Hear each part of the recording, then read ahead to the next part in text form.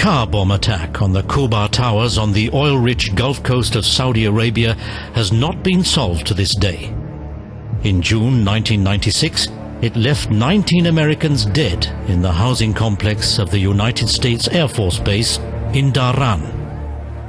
According to rumors, Al-Qaeda was behind the attack.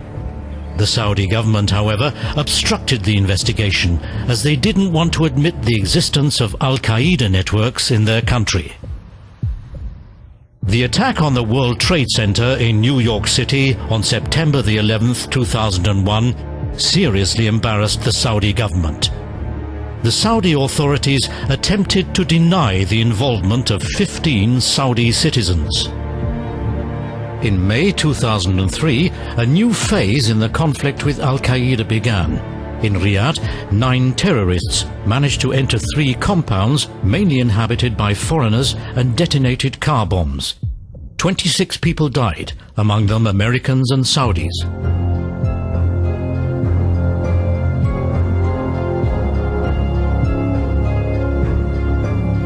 Saudi Crown Prince Abdullah, the present king, announced a harsh crackdown on terror during his visit to the victims of the bombings and warned Wahhabi clerics against showing undue sympathy with the murderers.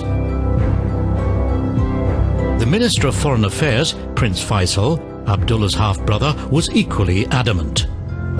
It should make us not hesitate to take whatever measures that are needed to oppose these people who know only hate, only killing, and for no purpose whatsoever. Police began an active crackdown on Al-Qaeda cells, killing 6 of its members during a clash in Riyadh in June 2006. The Saudi media now also began reporting the terrorist attacks. There could no longer be any doubt that the royal house and government of Saudi Arabia were also in danger. In Riyadh, all public buildings and major hotels were placed under protection by motorized police checkpoints and concrete roadblocks. Foreigners became potential sniper targets, but officially this topic still remains a taboo subject. You know, in this part of the world, you are a very good guy if you keep silent and shut up.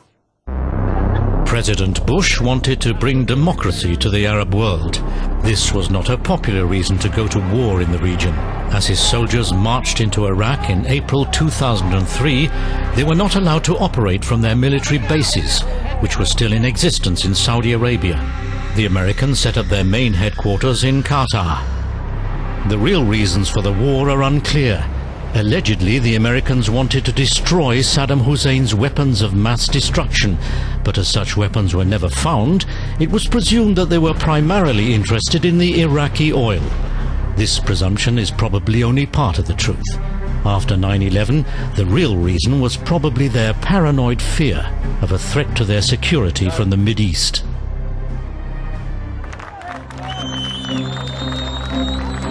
In the beginning, the residents of Baghdad celebrated the expulsion of Saddam Hussein as liberation and toppled his statue from its pedestal. Like the Americans, they were blissfully unaware that this victory would mean the disintegration of their state and the destabilization of the Middle East.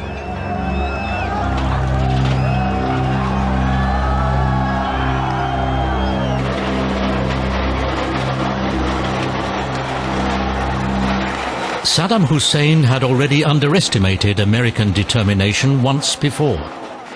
So he never dreamed that Bush Sr. would react the way he did when he took and gobbled up Kuwait. Now, when Bush Sr. took the position, ejected Saddam out of Kuwait, that was a time when Iraqi institutions, the Iraqi country, had that job been finished, had what was done postponed to 2003 been done in 1991, we would not have had the complete collapse of infrastructure, of society, of ministries, of government institutions that we saw in 2003. And what happened in between 1991 and 2003? One word: sanctions. Sanctions truly undermined the social fabric of Iraq. The sanctions affected the wrong people, the children who suffered from shortages of food and medical supplies. Even though Saddam Hussein found a few nations who would do business with him and also illegally bought Iraqi oil from him, he was not really interested in the plight of the children. He used their distress as a propaganda tool in order to put blame on the West for Iraq's difficult economic situation. For humanitarian reasons, the United Nations introduced the Oil for Food program to allow the sale of certain quantities of Iraqi oil in exchange for goods such as food and medicine. To make sure that these goods were distributed to the right people, international aid organizations became involved. Saddam Hussein pocketed huge sums of money from vast black market deals in oil. High-ranking UN officials were also involved in the abuse of the Oil for Food program. Between 1968 and 2003, we had something that was exceptional even by Middle Eastern, the standards of the Middle East, which are very low standards in general. We had, it's not only a nasty, brutish, repressive, autocratic, etc. regime, it was a regime made possible by extraordinary levels of wealth, which of course only became real in 1973 with the quadrupling of the oil price following the October War, and that continued to go up. It is upon that that the totalitarian state in Iraq was built, upon that wealth, enormous wealth. Not much is left of the country's former wealth. One of the two large oil regions in Iraq is located in Kirkuk, the ethnically mixed and disputed border area between the Arab and the Kurdish part of Iraq. With the help of the Peshmerga, the well-armed Kurdish militia, the Kurds can maintain relative security here. They focus on the terrorists who repeatedly launch assaults on oil plants and oil pipelines. On the way to the oil fields, the Peshmerga collect reinforcements from their headquarters in the city center of Kirkuk. Roadblocks and control posts monitor the traffic. Endangered persons, like our crew, are closely guarded and driven at high speed through the unsafe zones around the oil fields. The high speed is supposed to prevent suicide bombers from throwing themselves between the racing jeeps.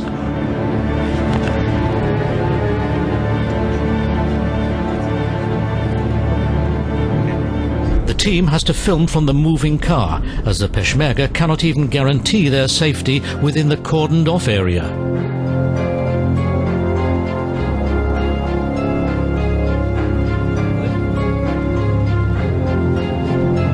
The oil fields are in a bad condition. Gas is burnt unused, as there are no pumps to absorb it. Most of the technology dates from the 1920s and 30s. There's no money to modernize the offices and pumping facilities.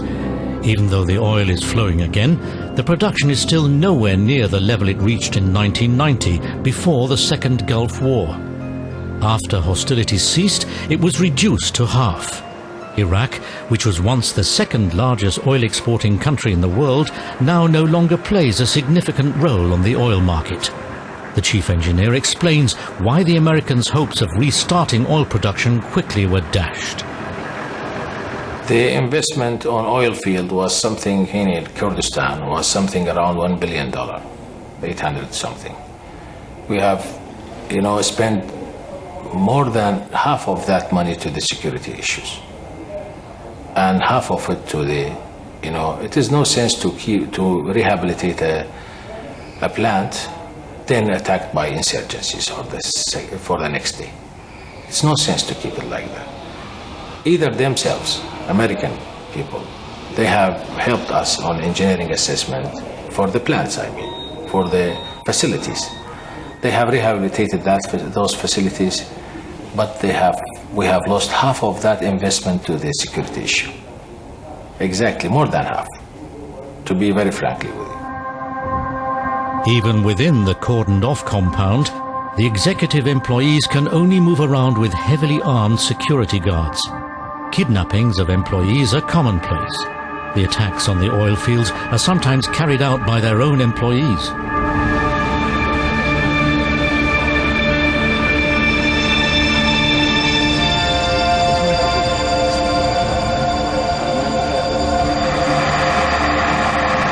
The damage left by Saddam Hussein's oil politics after the end of the Second Gulf War has also not yet been repaired. He encouraged increased oil production more than he was able to sell due to the sanctions, even during the Oil for Food program. The surplus oil had to be pumped back into the wells. Now, the current situation is 350, only 350,000 barrels per day.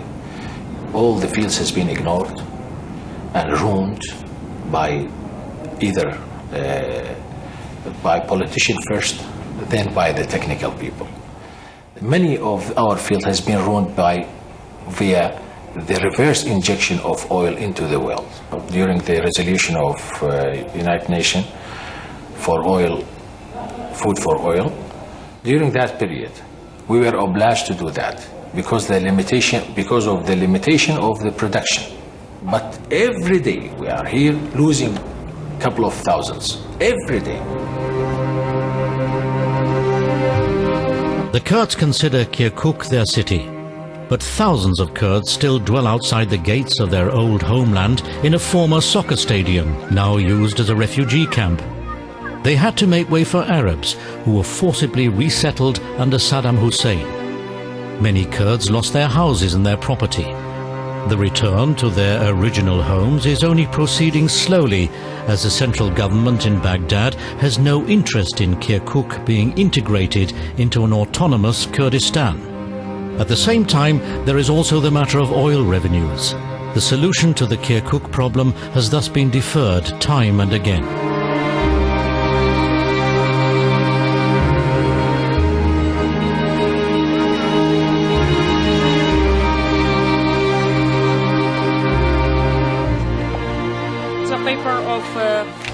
Ala Taliban, a former member of the Iraqi parliament in Baghdad, is categorically asking for help for the expelled Kurds of Kirkuk.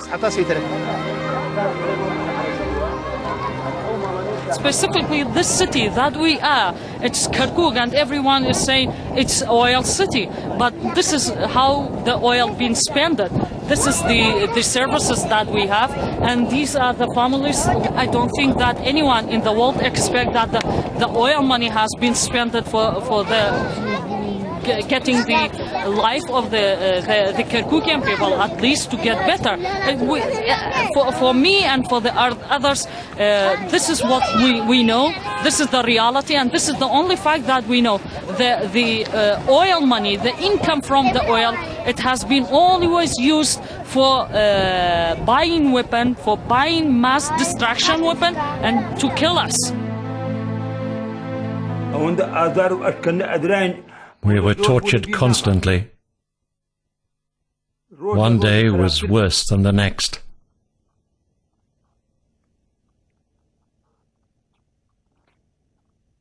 I can't remember the details, and I don't want to.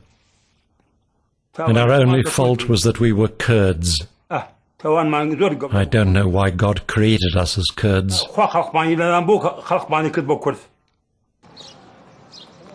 The mayor of Kirkuk, a Kurd, holds office in a building with a double security wall.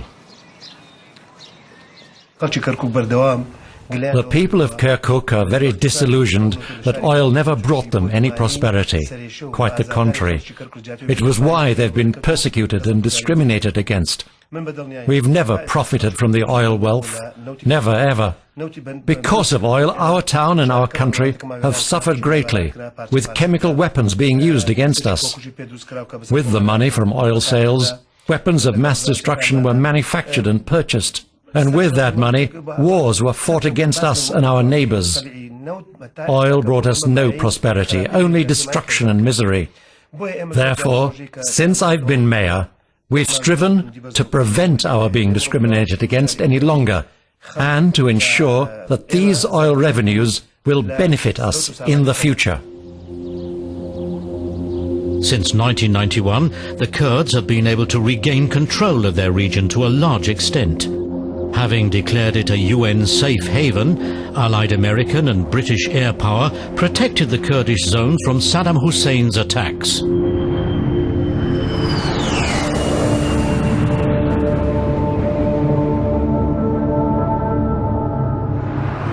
In their capital, Sulaimania, they erected a statue portraying liberty breaking the chains of oppression. A widely autonomous Kurdistan has developed within the protected zone, which has oriented itself along Western role models and has triggered a modest economic boom. The Kurds, especially young people, enjoy their little freedoms visibly. They can stroll through the city without being afraid. Although a radical Islamic party also exists here, its influence is minimal. Alcohol is allowed to be sold, and women can wear Western clothes without having to cover themselves. Kurdistan's still fragile freedom of the press permits the sales of Western CDs and DVDs, and the publication of magazines and journals.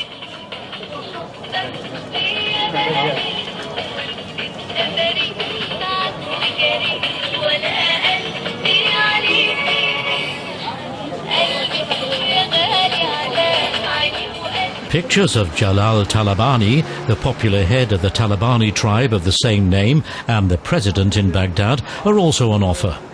It was the peace agreement between the two rival Kurdish clans, the Talabani and the Barzani, which made possible the economic boom in the region.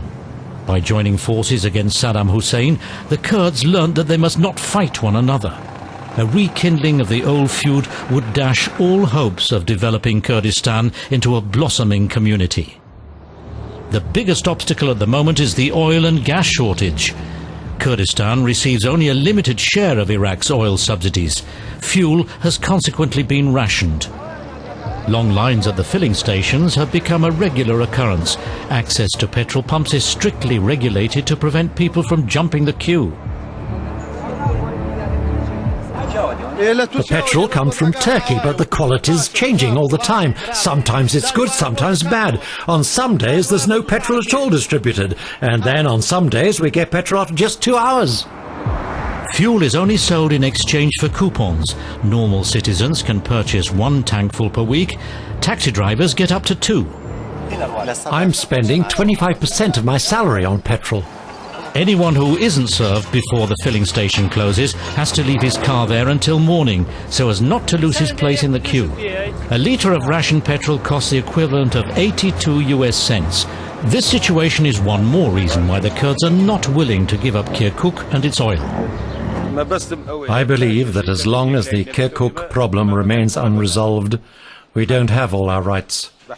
That is to say, as long as Kirkuk doesn't belong to Kurdistan, without Kirkuk, I consider our Kurdistan to be incomplete. Much of the fuel comes from Turkey, where Iraqi oil is processed because the country lacks its own refineries. On the Turkish border with Kurdistan, long traffic jams of lorries develop in both directions. As the shortest link to the Western world, Turkey is also an important trading partner. The black market in petrol also blossoms across the green border to Iran. The precious liquid is carried in big plastic canisters on horseback to nearby cities, where it is then refilled into smaller containers by the gangs of smugglers. During this process, it's often diluted with water. Mobile black market dealers have taken over the sale of petrol along the roadside. 1 litre of petrol costs about $1 US here. Smuggled fuel from Iran has a bad reputation.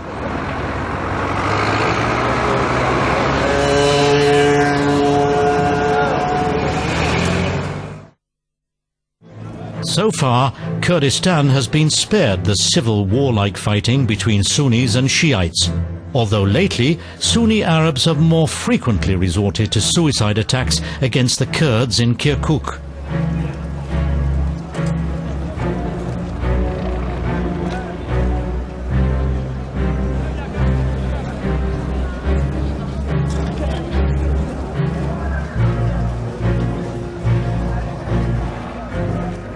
This is the Saddam Hussein turned into Milosevic. The Milosevic who became the arch-Serbian nationalist who whipped up hatreds of Muslims and Serbs is Saddam Hussein who whipped these, Saddam Hussein and the men of his following who lead the insurgency today, who whip up this Sunni ideology. So they turned into, they said to Sunni. Look, the Shiites are out to get you. You have their power is passing to them. They use this to whip up to consolidate their base amongst a smaller section of the population, because they lost the country as a whole.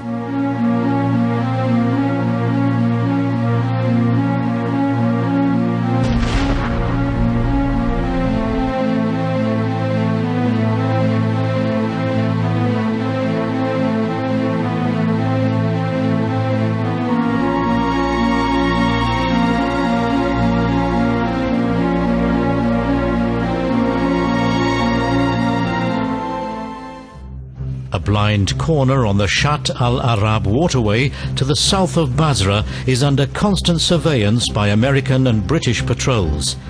Terrorists, but also illegal arms and oil smugglers, operate on Iraq's sole gateway to the Persian Gulf, especially as Iran is very close. The border runs through the vast river mouth of the Euphrates and Tigris. Shiite-controlled Basra is a center of Shiite militia and violent gangs of smugglers. The military guards assess the aerial surveillance information before using speedboats to intercept and board the smugglers' boats.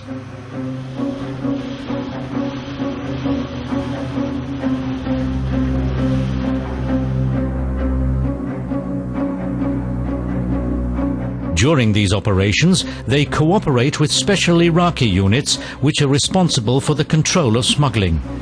In large-scale oil smuggling operations, barges are often used.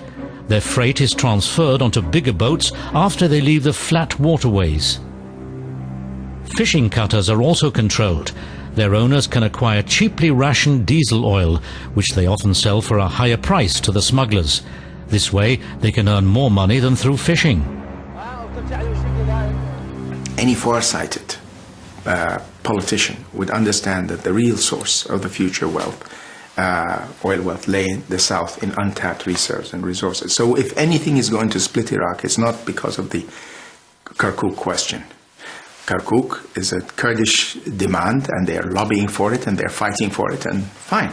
That's a political, and it's a big issue for them, and it's a big issue for Iraq, and it will continue to be. We'll see how it plays out, but that will never split Iraq. The big issue is the south and what happens to the oil in the south. And by the way, the Kurds in particular have understood. It's a great illusion, I think, that I hear often in Europe, that the Kurds are the big splitters of the Iraqi, in the case of Iraq. It's not true. The Kurds have done more to hold together the central government in Iraq than perhaps any other force. It's the Arab house today that is in complete disarray in Iraq, not the Kurdish house.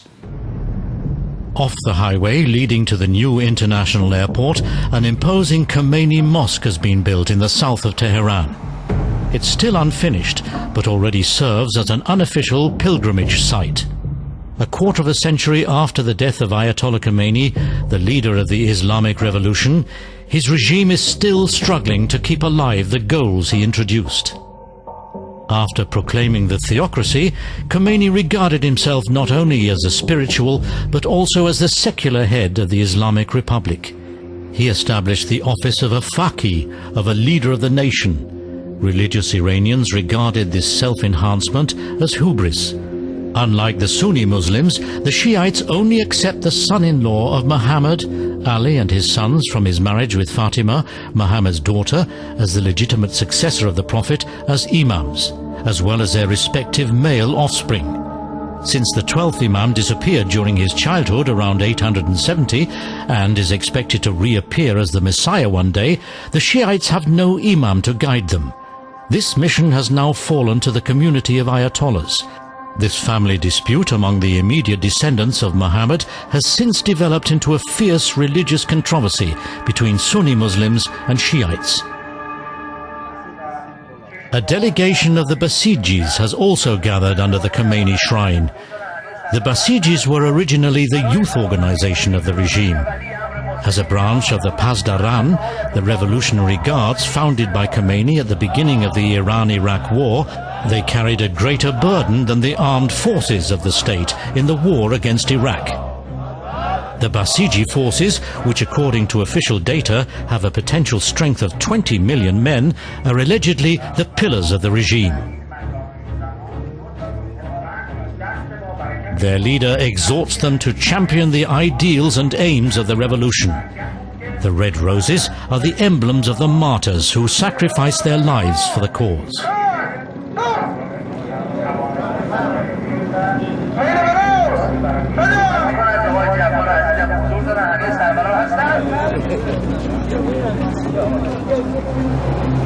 Even more important for Iranians than the struggle for the goals of the revolution is their struggle for everyday life. Downright hardship is rare, but life is difficult. Prices are constantly rising, especially the prices of basic food, even in the bazaars.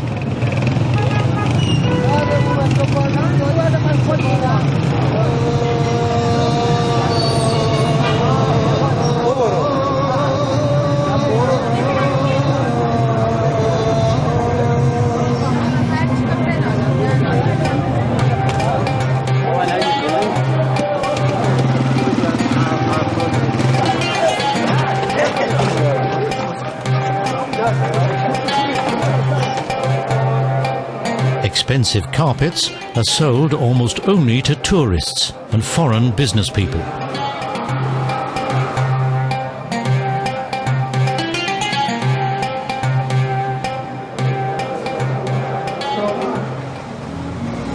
Modelled upon an upscale American-style mall, the luxury complex in North Tehran appears to be part of another world. This is where the affluent Iranians live, in the better climate and cleaner air at the foot of Mount Elbrus. The mall management asks for restraint during filming, as the Ayatollahs are perpetually hostile to the enterprise and have threatened to shut it down. Why this is the case soon becomes clear. Among the visitors are many young women dressed in Western fashions, wearing their headscarves like fashion accessories. The lavish shops mainly sell Western designer brands, including such luxury items as expensive makeup, jewelry and clothing.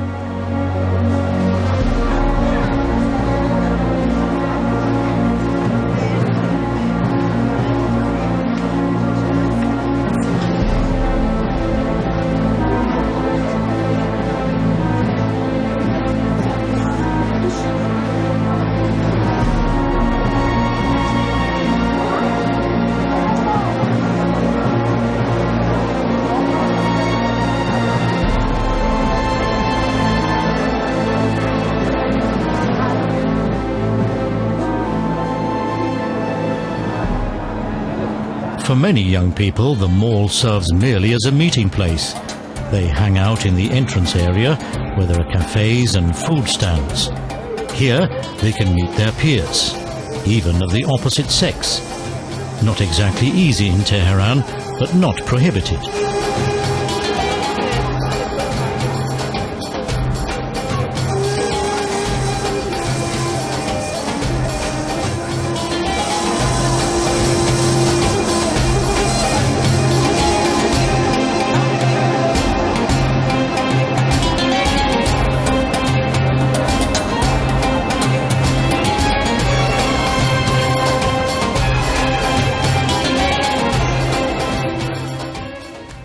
سن مسئولیت کیفری In Iran, girls from the age of 9 onwards are legally responsible, and boys from the age of 15 onwards.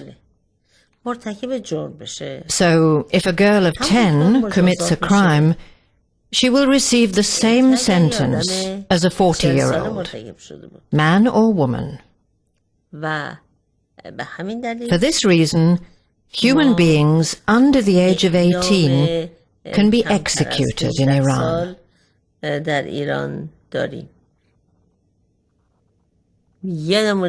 A further example for a bad law is the rule on marriage among minors.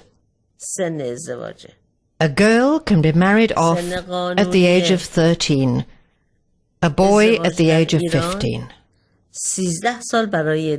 I cannot imagine that a girl of 13 is able to cope with married life. که دختر 13 ساله بتونه I want to underline that all these laws were introduced after the Islamic Revolution. توجه داشته باشیم که تمام این قوانین بعد از پیروزی انقلاب اسلامی تصویب شد. Within the mall, the young Tehranis live as they please for a brief moment, like young Americans or Europeans, free to fashion their own lives. However, these exceptional circumstances are over as soon as they leave the Western-inspired enclave.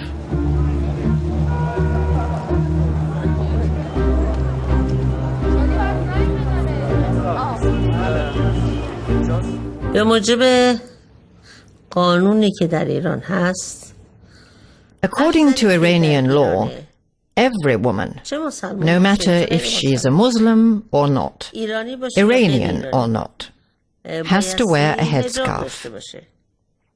If she does not, she is punishable by flogging. حجاب دیده بشه مجازاتش شلاقه. In Iran, this law has been in force for approximately 27 years. But the majority of women does not approve of this law. In the streets of Tehran, many women wear their headscarf loosely so that some hair can still be seen. It is their sign of protest against the headscarf law.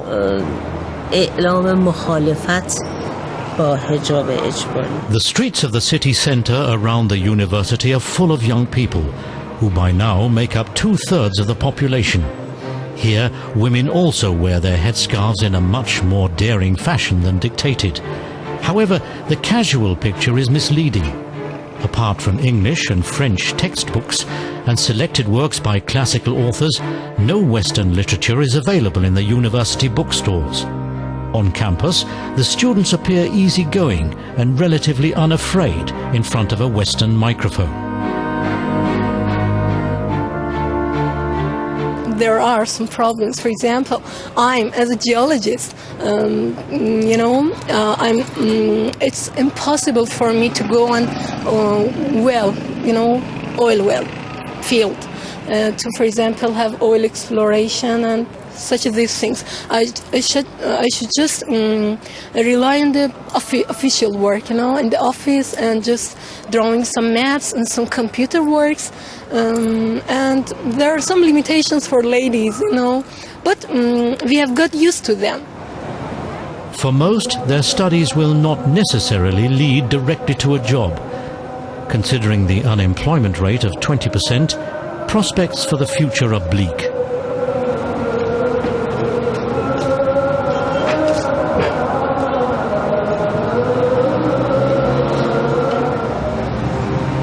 South Tehran makes a completely different impression from the north.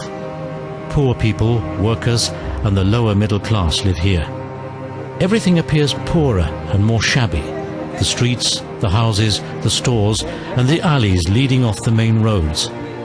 In the small cafes, only men sit and enjoy their hookahs. The hot coals for their hookahs are preheated on the street. In the south, where the unemployment rate is especially high, there is growing resentment. During the presidential elections, many people here voted for Ahmadinejad.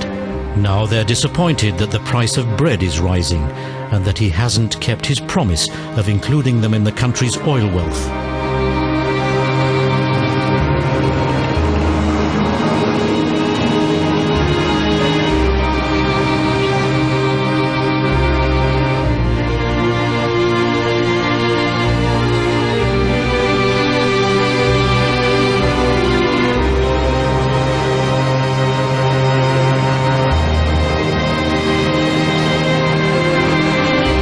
In the country, there are virtually no signs of Iran's oil wealth. Masjid Suleiman, where the first oil in the Middle East was drilled 100 years ago, has scarcely profited from the black gold flowing beneath its lands.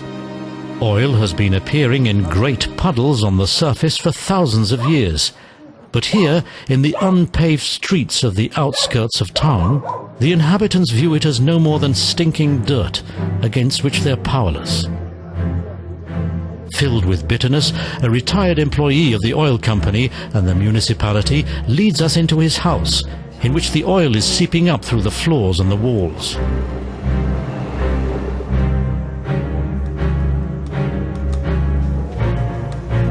Here.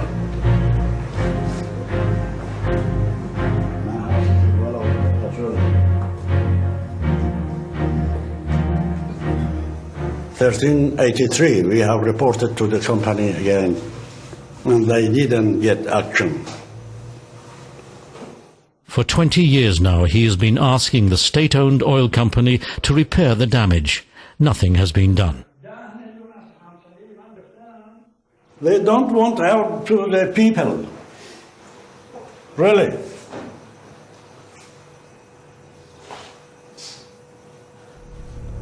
The administration of the state-owned Iranian oil company resides in the only grand building in town, which lies in the center of one of the largest Iranian oil fields. Otherwise, Masjed Suleiman looks just as undeveloped and poor as many other country towns. No one has ever done much for the poor people here. Neither the British, nor the oil companies, neither the Shah, nor the Ayatollahs.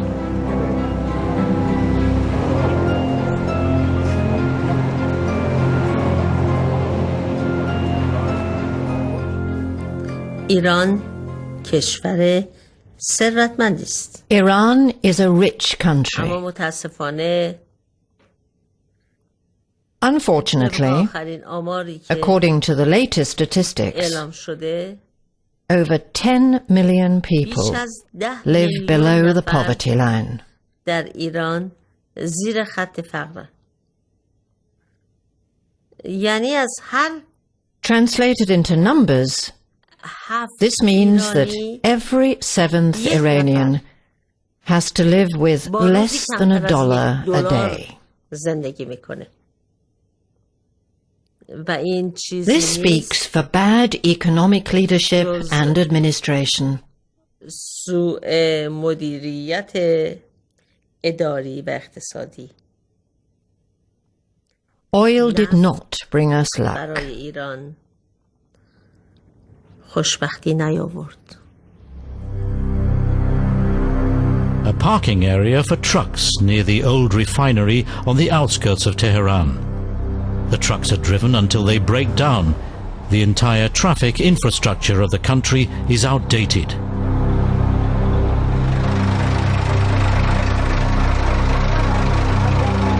A 90-year-old driver, still in the business, tells us about his working conditions. How long I've been working as a truck driver? I've been driving a truck for 70 years, and 50 of them for the oil company. I was always self-employed. I was never insured, neither privately nor by the employer. How many kilometers I've driven in the last 70 years? I've definitely already orbited the Earth a few times.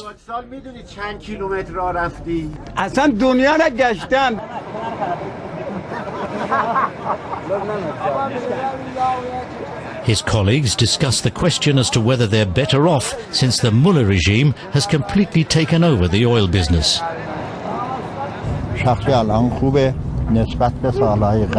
All the things that we have here are a bit outdated, but there've also been a whole lot of changes over the years.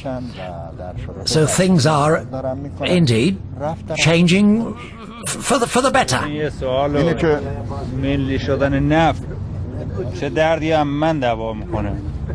The nationalization brought no advantages. How do I profit? A young Iranian? How do I benefit from the oil refinery changing its name? So it's now called the National Iranian Oil Refinery.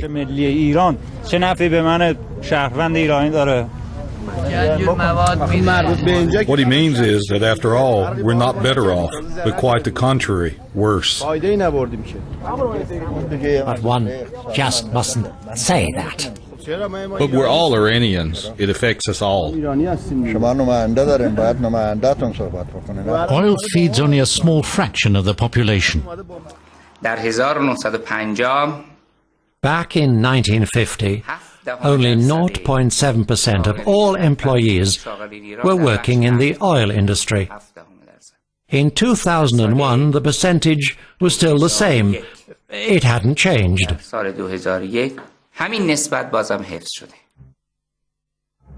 The 12 million metropolis is often enveloped in thick smog. Since there's no public transport, apart from one subway line and a few bus connections, the Teheranis depend on their cars.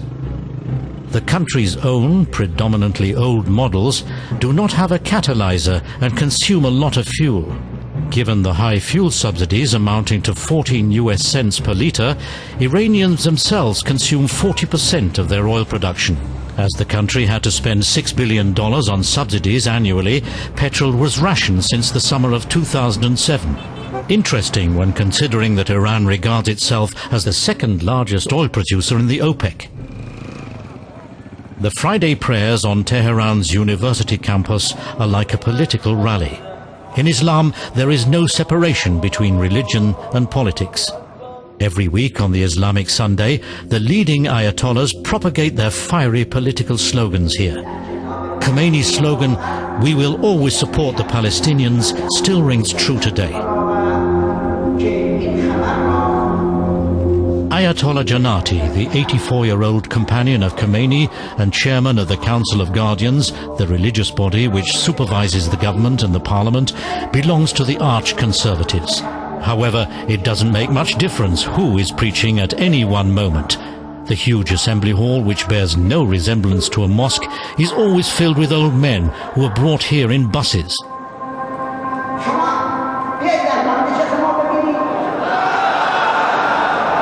The ritual call, "Down with Israel, down with America," is repeated enthusiastically. The main part of the sermon consists of denouncing the West, followed by the assertion that Iran will never give up its right to uranium enrichment, and the call to Iranians to follow the moral tenets of Islam.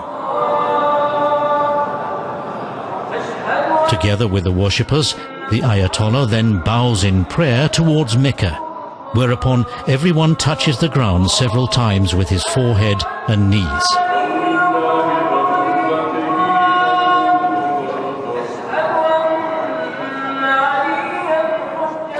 The former president Hashemi Rafsanjani is one of the most powerful figures among the Ayatollahs.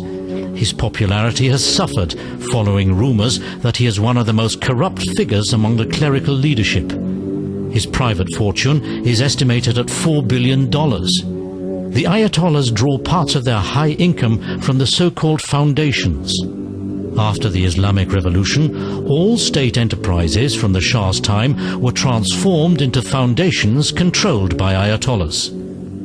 They collect high commission fees for issuing authorizations for most economic transactions. Their closest male relatives are often high-ranking managers in both state and privately owned enterprises.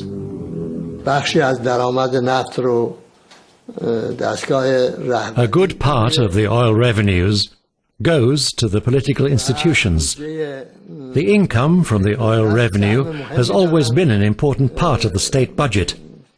The religious leaders enjoy the lion's share of the oil revenues. Today, allegedly, 40% of the income, via corruption, is pocketed by just a very small number of political leaders.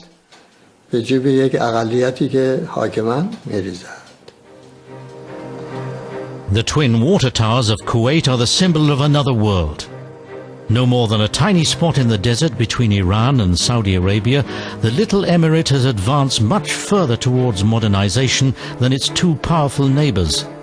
Kuwait owns the fourth largest oil reserves in the region.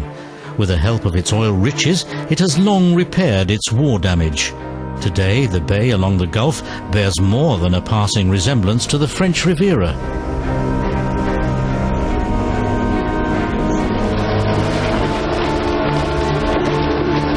One can see women wearing black headscarves or black abayas here too, but they wear the traditional garb voluntarily. For some time now, Kuwaiti women have had the right to vote and are permitted to drive cars. They're also not as strictly regimented in other respects. For a short time, a woman even holds a ministerial office. One of Masuma al-Mubarak's first jobs is to fight the restrictions of women's rights. On moral grounds, a new law forbids women to work between 8 o'clock in the evening and 7 o'clock in the morning. But still, to be in close bodily contact with a man as she teaches him to skate on an ice rink, or even to carry on more than the briefest of conversations with him, would be unthinkable for a woman in the neighboring countries. The family of the ruling sheikh, the Al-Sabahs, retained their ancestral rights, but they have moved towards a constitutional monarchy through the establishment of a parliament. A few years ago in Saudi Arabia, people like the Saudi businessman Al-Juzayya were imprisoned for demanding a constitutional monarchy. I think King Abdullah as a man, he's really the man who has love to his people.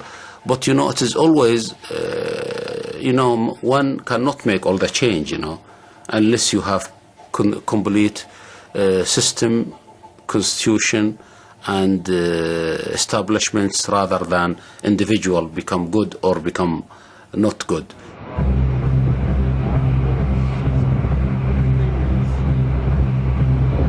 The rapidly growing globalized economies, especially China and India, are hungry for increased energy supplies.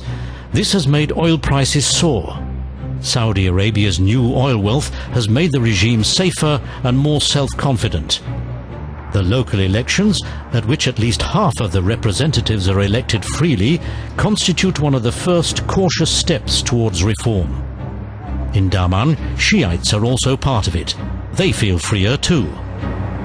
10 years ago, I could not have this interview with you. 10 years ago, people could be detained indefinitely. 10, 12 years ago, torture was there. The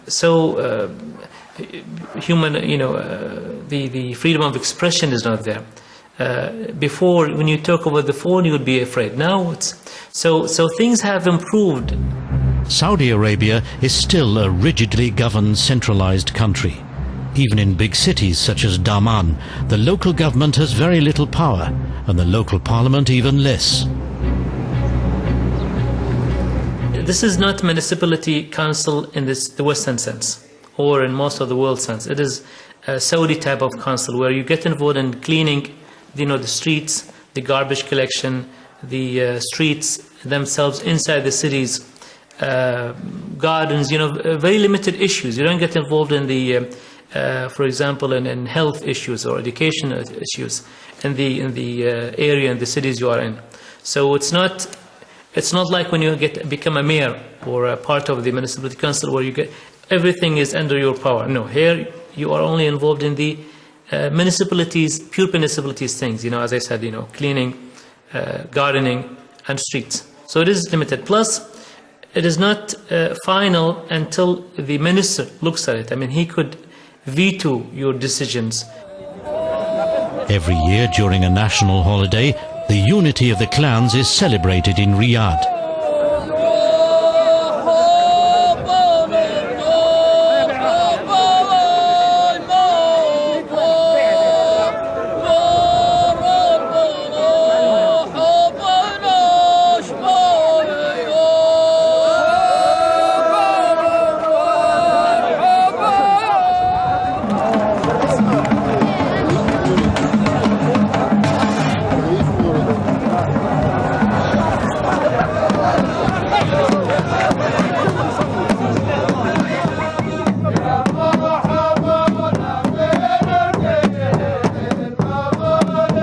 Individual characteristics of the country's different clans still persist today. They only agreed to be unified into a single nation when compelled by force. However, the fear lives on that clan rivalries could destroy the work of unification. Are tribal awareness and democracy compatible? We have to introduce the culture of elections and the awareness of people whom to elect when you have right to elect. Because, you know, we still, and to a certain extent, a tribal society. And I am sure everybody will be attached to his own tribe. And he will choose some of his cousins or the head of the tribe, even if he knows no writing or anything, because he is his relatives. So we need more time. I hope that will not take long time. King Abdullah is considered to be reform-minded. He maintains a strong position, but he's 82 years old.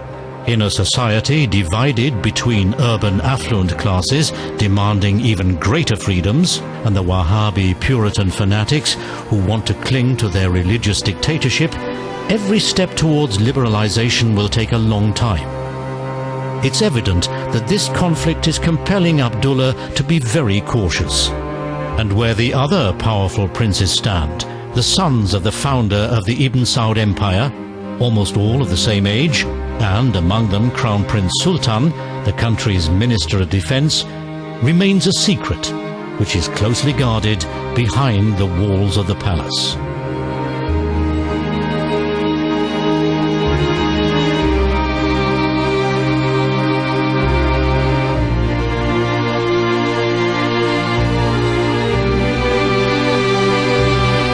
On Wednesday night at 9, as part of Reading Week, we delve into the world of Harry Potter and the crazed fans who've taken their love of J.K.'s books to a whole new level in We Are Wizards.